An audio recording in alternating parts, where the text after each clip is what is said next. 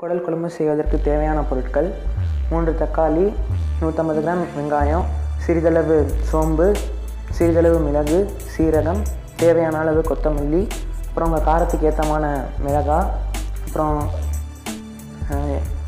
இஞ்சியும் பூண்டு எடுத்துக்கோங்க. ஒரு டீஸ்பூன் அளவு மஞ்சத்தூள் எடுத்துக்கோங்க. அப்புறம் ஒரு பெரிய வெங்காயத்தை நறுக்கி தாளிக்கிறதுக்காக இதெல்லாம் இருக்குது.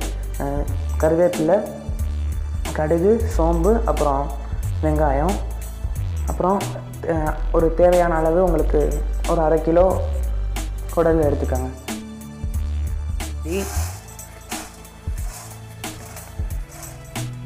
சீரகம், அப்புறம் மிளகு,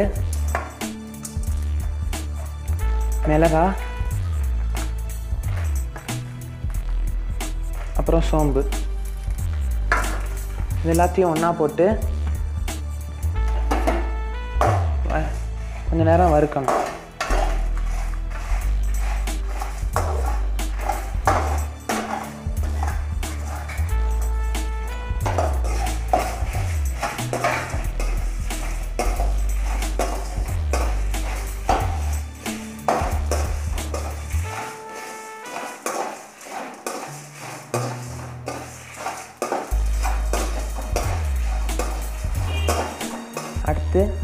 அடுத்தது தக்காளியையும் வெங்காயம் ஒரு ஜாரில் போட்டு அதை நாம் அரைச்சி வச்சுக்கணும்.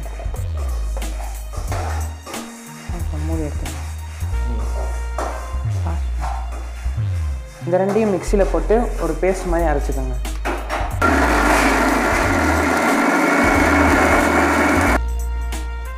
நம்ம ஏற்கனவே வறுத்த இந்த பொருட்களோட இஞ்சியும் பூண்டையும் சேர்த்து நம்ம ஜாரில் போட்டு இப்போ அரைக்க போகிறோம்.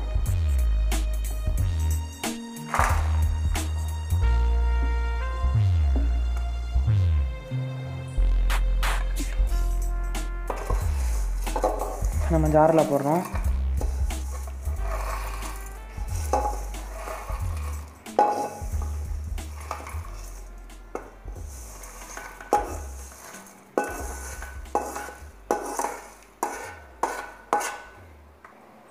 இப்போ நம்ம வறுத்த பொருட்களையும் இஞ்சியும் பூண்டையும் இப்போ நம்ம ஜாரில் போட்டிருக்கோம். அதை இப்போ நம்ம பேஸ்ட் மாதிரி பண்ண போகிறோம்.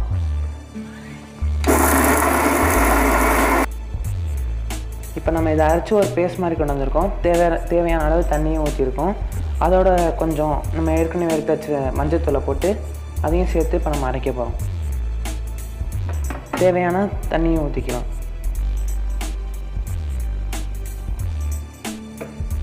நம்ம இதை அரைக்க போகிறோம்.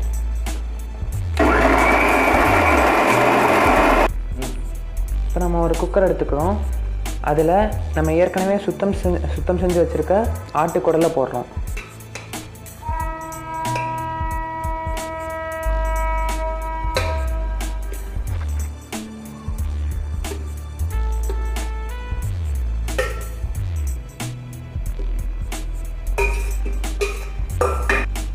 கூடவே நம்ம ஏற்கனவே அரைச்ச வெங்காயமும் தக்காளியும் சேர்ந்த பேஸ்ட்டை இதோட சேர்ந்து கொட்டுறோம்.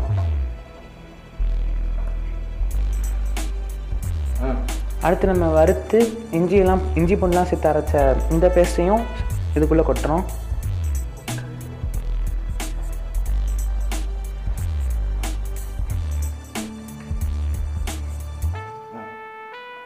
இப்போ இந்த குக்கரில் 3 பொருள் இருக்குது. நம்ம போட்ட குடல், அப்புறம் இஞ்சி பூண்டு வறுத்த பொருள் அதெல்லாம் சேர்ந்து அரைச்ச பேஸ்ட்டு, அப்புறம் வெங்காயமும் தக்காளியும் சேர்த்து அரைச்ச பேஸ்ட் இருக்குது. இதோட இந்த தேவையான அளவு தண்ணி, இந்த தண்ணி வந்து நம்ம ஜார்லேருந்து அரைச்சி எடுத்த இந்த தண்ணியை ஊற்றுறோம். அதோட சிறிதளவு உப்பு, தேவையான அளவு உப்பையும் சேர்த்துக்கிறோம்.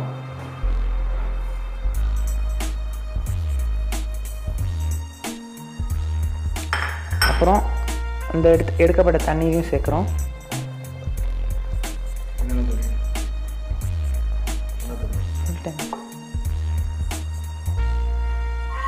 நம்ம நல்லா கிளறணும்.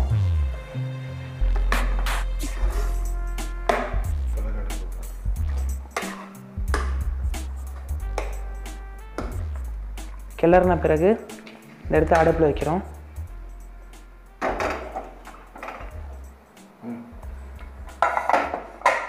இதில் நம்ம தேவையான அளவு தண்ணி ஊற்றிட்டு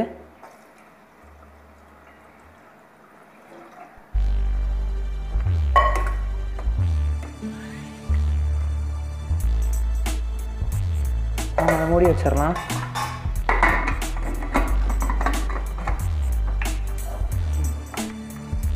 பத்து விசில் வர வரைக்கும் இதை அப்படியே விட்டுறலாம்.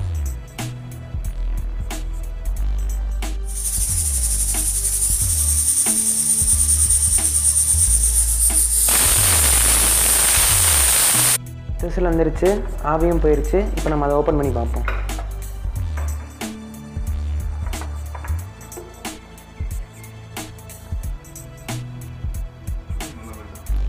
நல்லா வந்திருக்கு.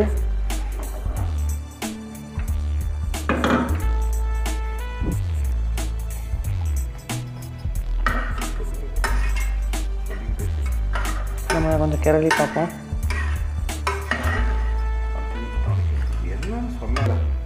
இப்போ நம்ம ஒரு கடாயை எடுத்துக்கிறோம். அதில் நமக்கு தேவையான அளவு எண்ணெய் ஊற்றுறோம்.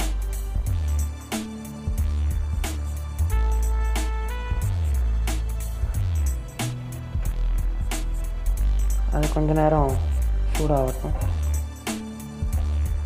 இப்போ நம்ம அதோட கடுகு சேர்க்குறோம்.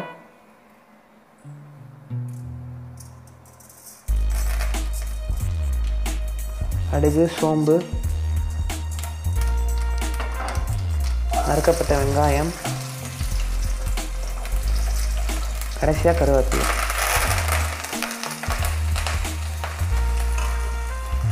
இப்போ நம்ம தாளிக்கிறோம்.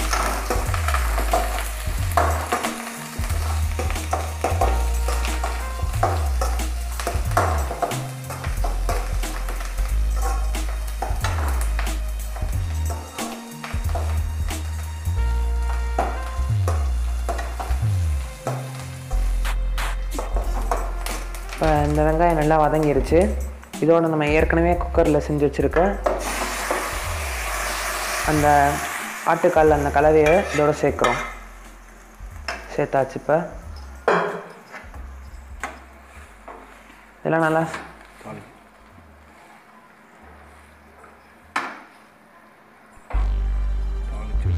இப்போ நம்ம இதை நல்லா தாளிக்கணும்.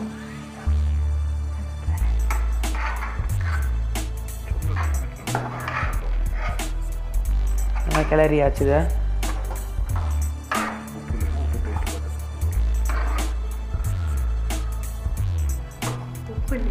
உப்பு இல்லைன்னா நம்ம தேவையான அளவு உப்பு சேர்த்துக்கலாம்.